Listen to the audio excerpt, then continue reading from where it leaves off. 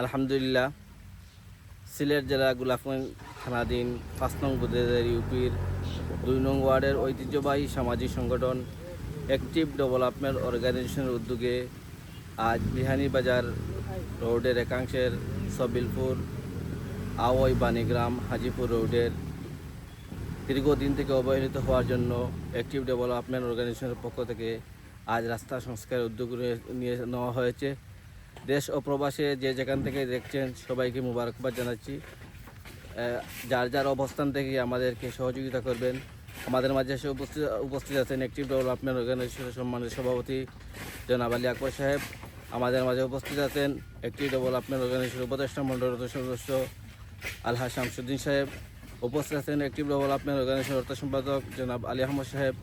উপস্থিত আছেন active development অর্গানাইজেশনের উপদেষ্টা সদস্য জনাব হাজি তাজউদ্দিন সাহেব। উপস্থিত আছেন জনাব কামাল আহমদ সাহেব ও আমাদের অ্যাক্টিভ ডেভেলপমেন্ট অর্গানাইজেশনের সদস্যবৃন্দ ও এলাকার মুরব্বিয়ানবৃন্দ। আমরা প্রথমে সংক্ষিপ্ত অনুভূতি শুনব অ্যাক্টিভ ডেভেলপমেন্ট অর্গানাইজেশনের অর্থ সম্পাদক জনাব আলী আহমদ সাহেবের কাছ থেকে। সম্মানিত উপস্থিতি, আমরা এখন যাচ্ছি অ্যাক্টিভ ডেভেলপমেন্ট অর্গানাইজেশনের উপদেষ্টা মণ্ডলীর অন্যতম সদস্য জনাব আলহাজ শামসুদ্দিন সাহেবের।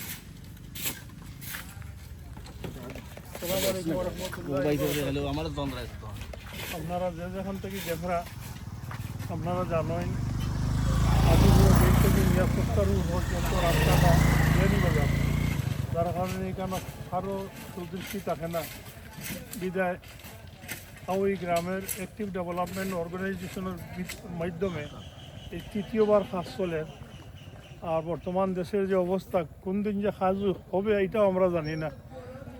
তাই জনগণের নিজের কষ্টের টাকায় এই কাজ চলতেছে। আপনাদের দোয়া চাই, আর যে যতটুকু পারেন অর্গানাইজেশনের মাধ্যমে সাহায্য সহযোগিতার হাত বাড়াবেন। ধন্যবাদ আপনাদেরকে। আসসালামু আলাইকুম রহমতুল্লাহ।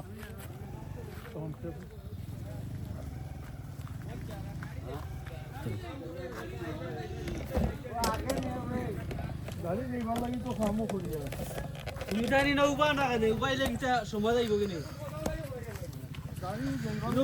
সম্মানিত উপস্থিতি, আলহামদুলিল্লাহ, আমরা সংগঠনের পক্ষ থেকে ধারাবাহিকভাবে কাজ চলছে।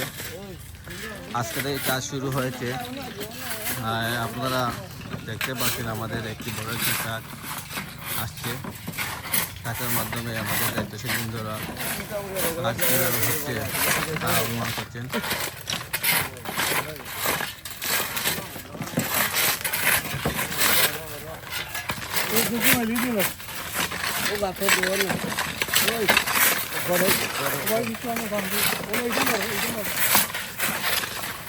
দীর্ঘদিন বন্যায় কবলিত হওয়ার জন্য বারবার রাস্তা নষ্ট হয়ে যায়।